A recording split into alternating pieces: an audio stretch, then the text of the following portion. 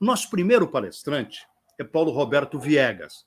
Ele é consultor legislativo do Senado Federal na área de Minas e Energia, é especialista que acompanha formatações legislativas e de políticas públicas e tem o registro e o pensamento articulado a partir das diversas iniciativas deste setor que cruzam governos e quadros legislativos.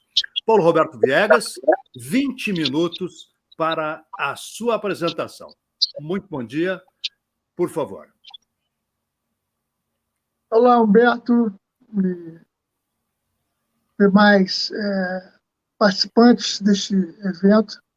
É um prazer muito grande que eu participo dele, tanto para o Legislativo como as demais organizações que estão promovendo o evento. Fazem desempenham um papel importante para promover debates sobretudo, de interesse público para todo o Brasil e buscam promover, né, uma ligação, uma conexão maior entre as várias esferas do poder legislativo no Brasil, no país. E, para mim, é muita felicidade que participo deste evento. E aqui me cabe dar um pontapé inicial nessa discussão, então vou procurar dar um panorama, né, a respeito do escopo da transição energética que a gente provavelmente estaremos participando, já estamos participando, eu diria até, vivendo isso, né? Já há muitos movimentos de modificação do setor energético nos vários países do mundo, e aqui não é diferente. E para começar a discussão, eu queria propor um entendimento do que seja o termo transição, né? Quando se fala em transição, a gente está querendo se referir, né, a uma transformação, uma passagem de uma situação, de um estado de coisas para outra, né? O que pressupõe uma evolução do estado de coisas. E no caso específico de uma transição energética, né, o que se discute são mudanças estruturais de matrizes energéticas a longo prazo, a curto prazo também. E isso buscando uma visão sistêmica que envolve questões como sustentabilidade ambiental e também social, questões de meio ambiente, questões de gestão de resíduos, por exemplo, busca por maior eficiência energética, redução de emissões, né, de gases que produzem efeito estufa e outras questões também. Então, não é um tema,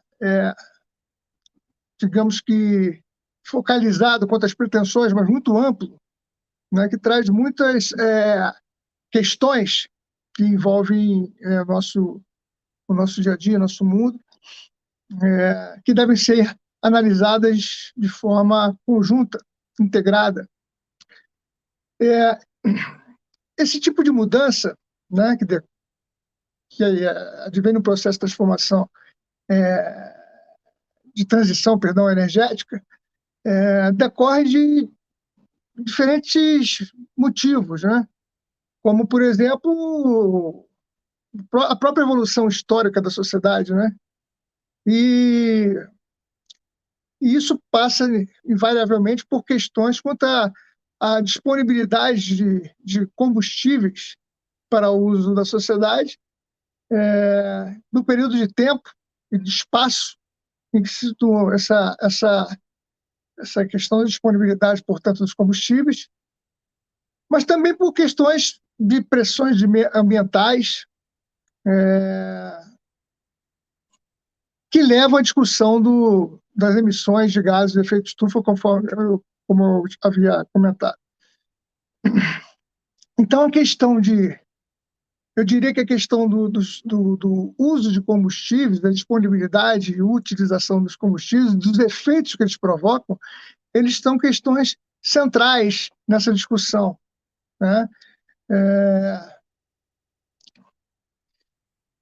Nesse sentido, ganha muito destaque, então, na nossa discussão da transição energética, a busca por uma economia, né, chamada de baixo carbono, em que se procura um desprendimento, né, do uso da matriz, né, dos hidrocarbonetos como motor principal da geração energética no mundo como um todo.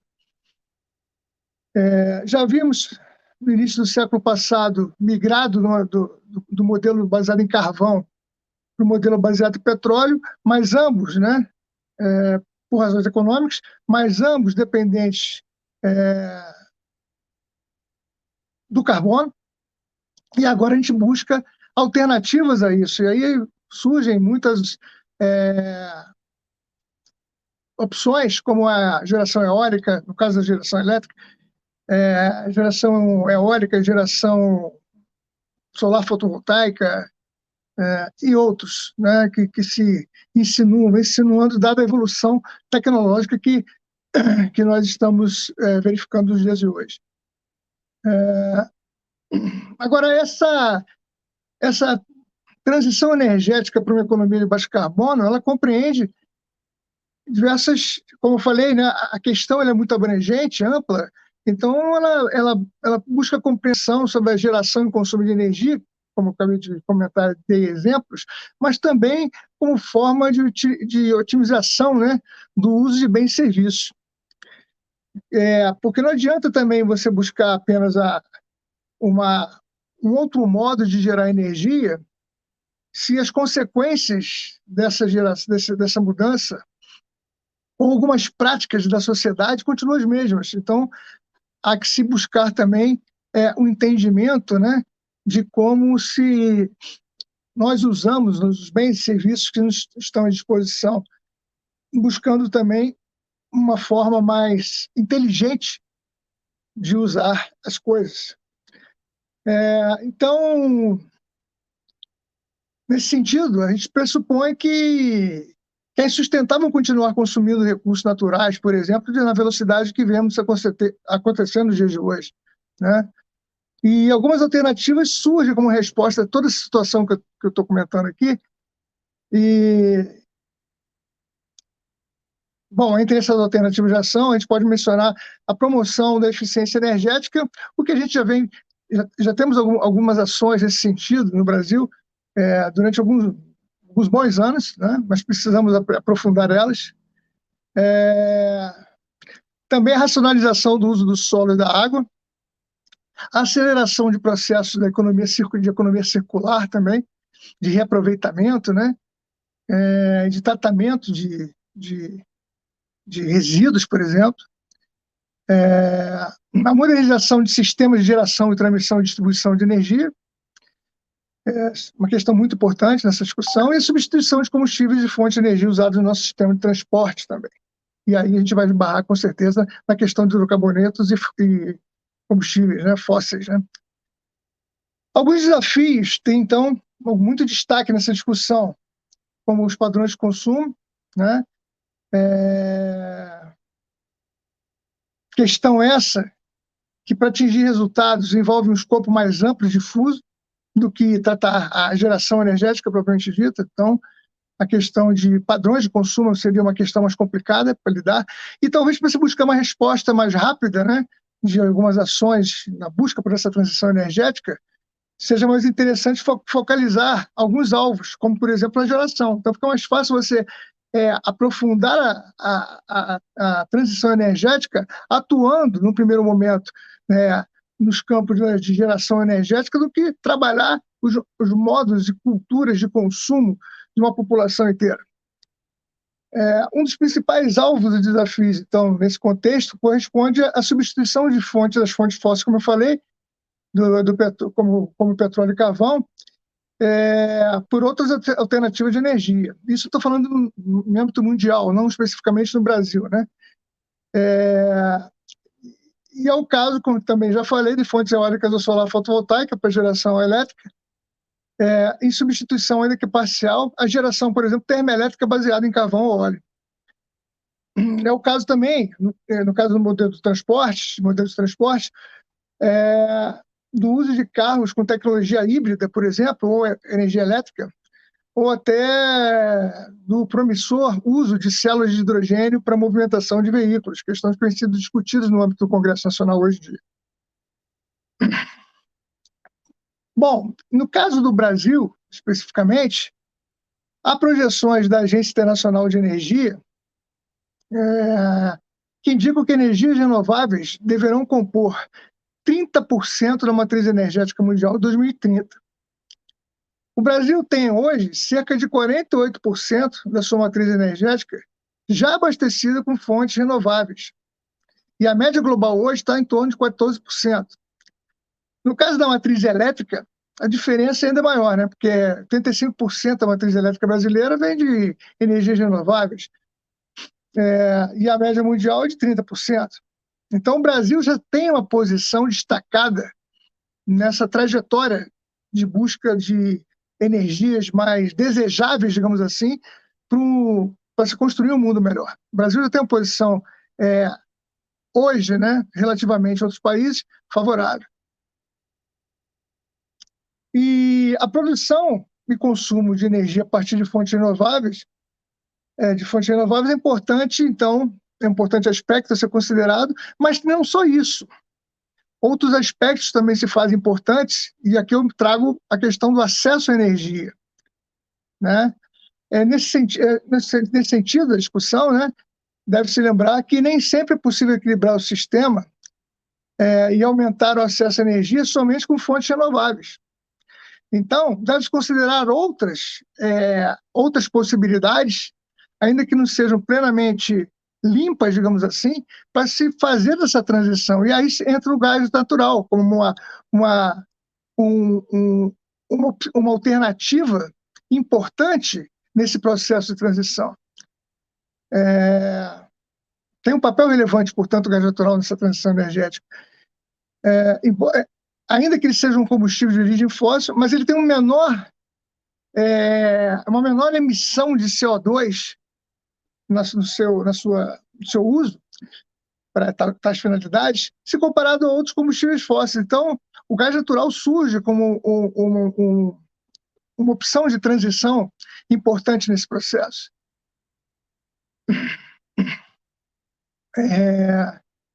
E esse acesso à energia, ele é importante, é uma questão importante que eu trago aqui, porque os números de pessoas, né, que não têm qualquer acesso à energia elétrica no mundo é um número muito, muito grande, né?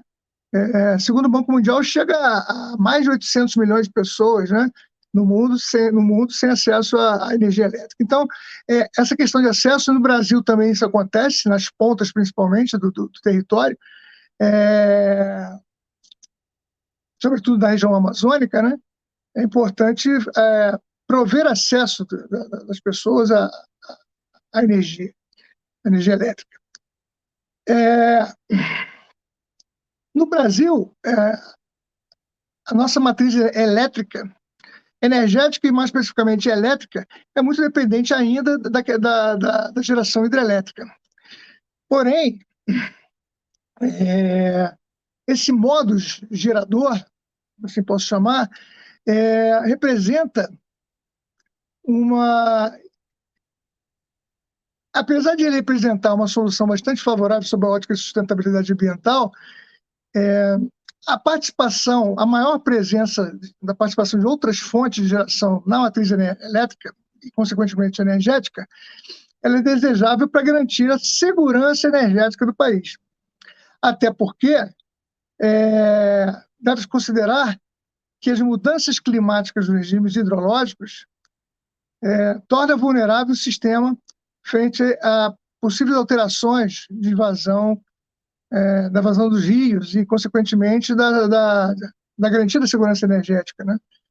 Então, além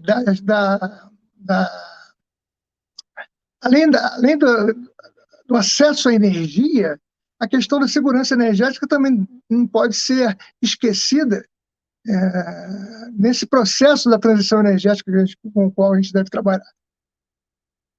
No caso também, outro ponto interessante a se considerar, a meu ver, é que no caso da atuação no transporte, O Brasil deve passar para as soluções em busca de eletrificação de frotas, sobretudo de transportes de uso coletivo ou de mercadorias.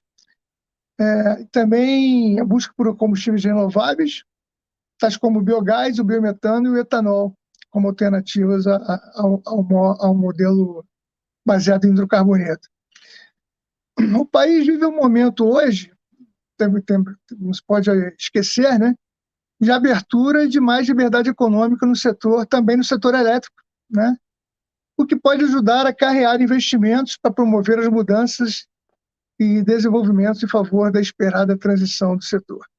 Mas esses capitais, eles tendem a se concretizar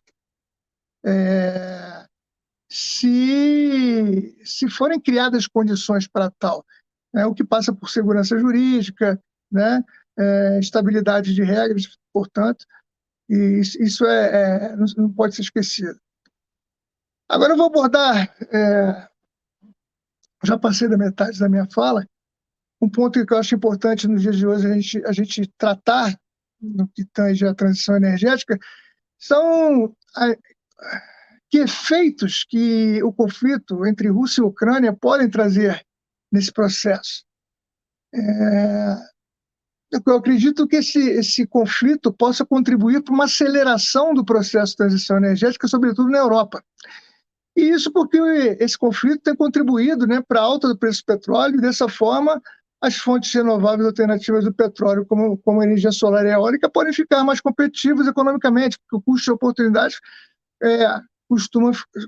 vai ficar mais favorável, né?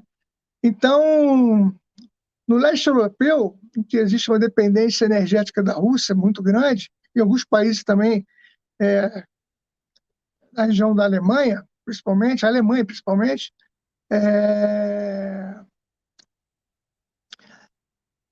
há uma dependência energética da Rússia muito grande. Esse movimento pode representar um câmbio, né, do uso do petróleo para fontes, no uso do petróleo de uma forma geral, para fontes de energias mais limpas.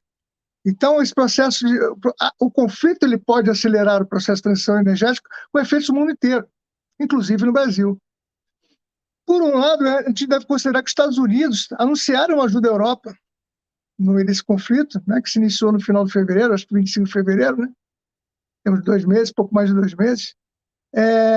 Os Estados Unidos anunciou há um tempo atrás, ajuda à Europa com fornecimento de gás natural para compensar reduções de fornecimento da Rússia, no caso da Alemanha, por exemplo.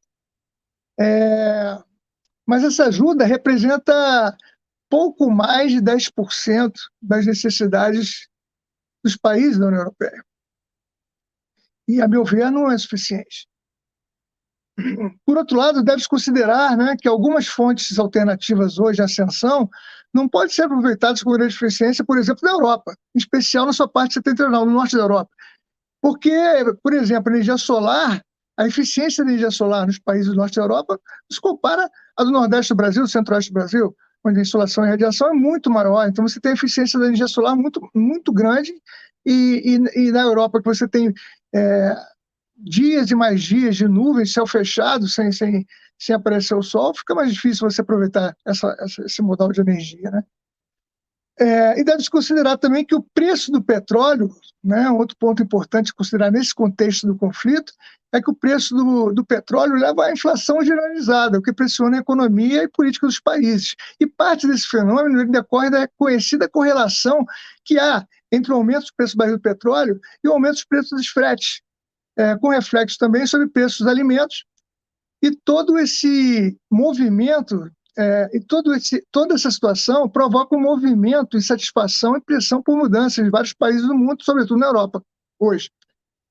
É muito provável que esse ambiente fomente até rupturas políticas e econômicas, com redesenho de geopolítica e da interdependência energética internacional.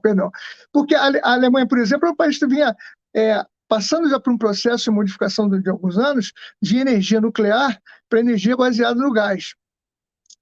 Gás esse que vem de gasodutos da Rússia.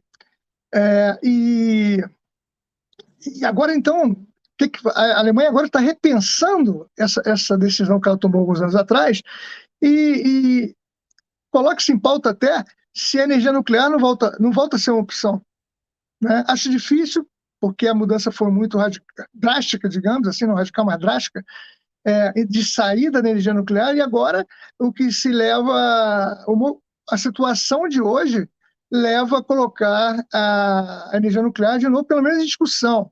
Não sei se vai ser num curto prazo retomar isso, mas pelo menos em discussão ela já está voltando à pauta. Então, esse, portanto, é um ambiente fértil para a aceleração da transição energética, especialmente nas regiões mais afetadas pelo conflito. O que falta para acelerar uma transição energética no Brasil?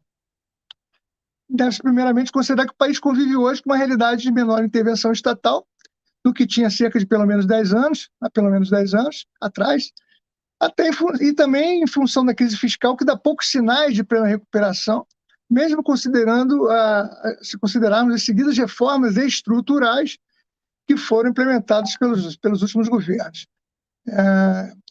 Ganha relevo no vácuo deixado pelo Estado a ação da livre iniciativa, que eu já comentei aqui, ainda que prejudicada pela pandemia de Covid-19, que agora dá sinais de esgotamento, né?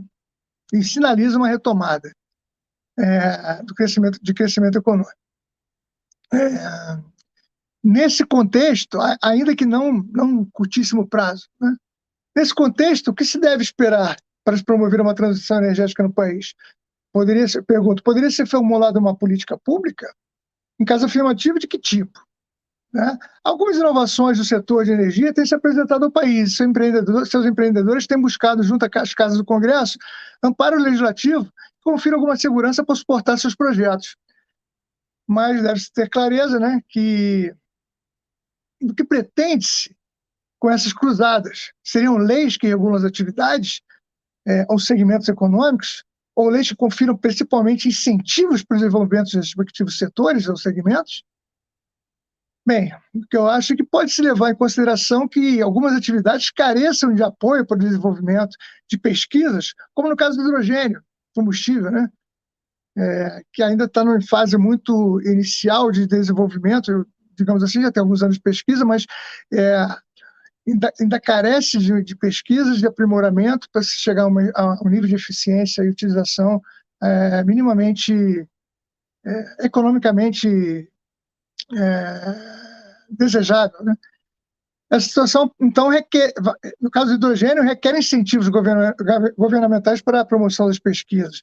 Eu já estou encerrando aqui, mas só para concluir, a gente deve considerar que, de outra forma, há iniciativas também que não necessitam de incentivos, mas que já são lucrativas, e muitas delas podem ser empreendidas por empresas ou grupos econômicos já muito bem estabelecidos no contexto até mundial. Então, nesse caso, me parece conveniente ou plausível, ceteris paribus, né, se pensar em políticas de incentivos, mas sim políticas de regulação setorial, organização do setor. Análises desse tipo, então, devem ser realizadas para que políticas públicas em prol de uma esperada transição energética possam contribuir para o Brasil avançar e atravessar com esperanças o momento atual para o futuro. Em linhas gerais é isso. Eu queria comentar só aqui duas coisas no final dessa minha fala. Primeiro que o Sérgio mencionou isso de forma com muita propriedade, que algumas leis já estão aprovadas e o que falta é uma execução efetiva, né,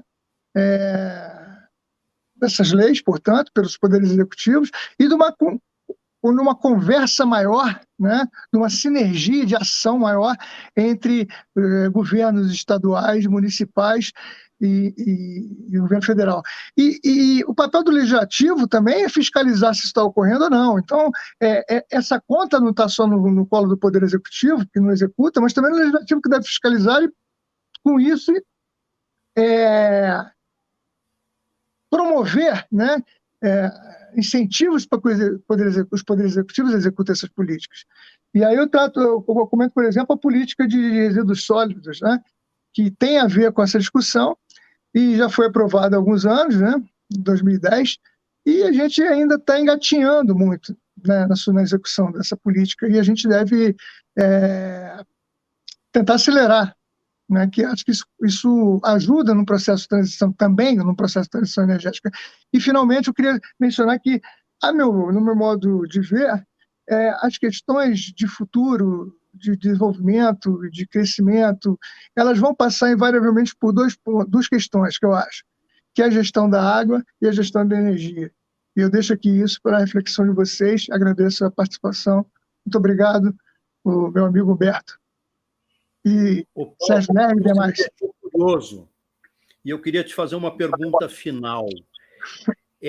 Você falou que existem leis, o Brasil está avançado na sua matriz energética, mas a minha curiosidade é a seguinte: esse é um assunto tão importante que me parece que precisa de um olhar melhor do Congresso Nacional. No seu entendimento, que vive as políticas e vive ao lado dos políticos, qual é a importância do Congresso Nacional neste momento, ou historicamente, para que nós avancemos numa direção correta nessa questão ambiental e principalmente nessa questão de energia?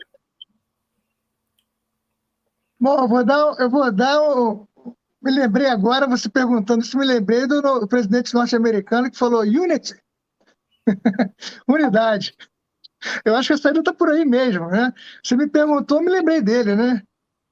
Automaticamente que falou qual a solução. Unity, é verdade, a gente precisa saber conversar melhor, parar de brigar. Ontem eu vi um senador comentando de uma forma muito... Ele tem tido posições boas. Ele comentou, um senador de Sergipe, que nós gastamos muito tempo em discutir, né, questões pequenas da nossa política individual, inclusive, e perdemos tempo com isso para tratar das grandes questões que o país precisa enfrentar.